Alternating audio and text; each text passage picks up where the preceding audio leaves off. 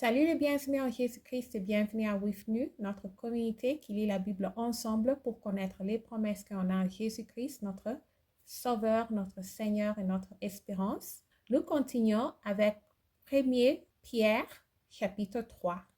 Que le Saint-Esprit nous donne une révélation de ce qu'on va lire.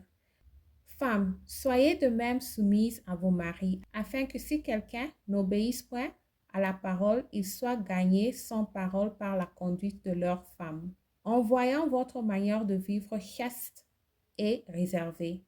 Ayez non cette parure extérieure qui consiste en les cheveux tressés, les ornements d'or ou les habits qu'on rêvait, mais la parure intérieure est cachée dans le cœur, la pureté incorruptible d'un esprit doux et paisible qui est un grand prix devant Dieu. Amen. Ainsi séparaient autrefois les saintes femmes qui espéraient en Dieu, soumises à leur mari, comme Sarah qui obéissait à Abraham et l'appelait son Seigneur. C'est d'elle que vous êtes devenues les filles, en faisant ce qui est bien, sans vous laisser troubler par aucune crainte. Amen. Marie, montrez à votre tour de la sagesse dans vos rapports avec vos femmes. Comme avec un sexe plus faible, honorez-les, comme devant aussi héritiers avec vous de la grâce de la vie. Qu'il en soit ainsi afin que rien ne vienne faire obstacle à vos prières. Amen. Enfin, soyez tous animés de mêmes pensées et de mêmes sentiments, pleins d'amour fraternel, de compassion, d'humilité. Amen.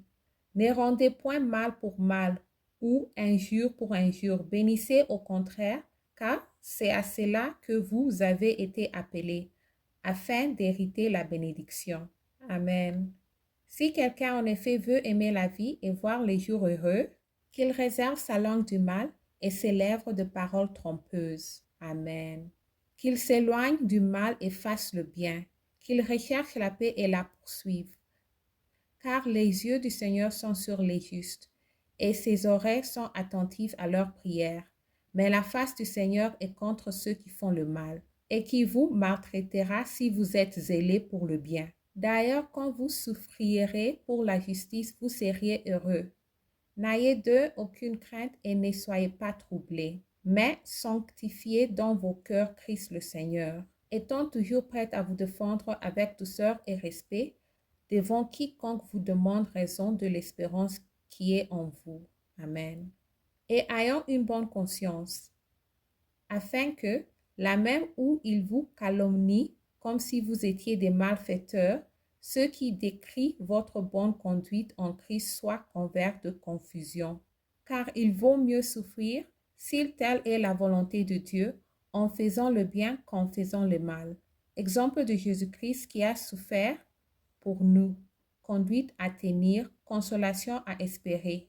Christ aussi a souffert une fois pour les péchés, lui juste pour des injustes, afin de nous amener à Dieu, ayant été mis à mort quant à la chair, mais ayant été rendu vivant quant à l'esprit, dans lequel aussi il est allé prêcher aux esprits en prison, qui autrefois avaient été incrédules lorsque la patience de Dieu s'est prolongée au jour de Noé, pendant la construction de l'arc, dans laquelle un petit nombre de personnes, c'est-à-dire 8, furent sauvées à travers l'eau. Je tourne la page. Cette eau était une figure de baptême, qui n'est pas la purification de souillures du corps, mais l'engagement d'une bonne conscience envers Dieu, et qui maintenant vous sauve vous aussi par la résurrection de Jésus-Christ, qui est à la droite de Dieu depuis qu'il est allé au ciel, et que les anges, les autorités et les puissances lui ont été soumis. Amen. Merci d'avoir lu ensemble. J'améliore mon français en lisant la Bible. Restez en Jésus-Christ et shalom.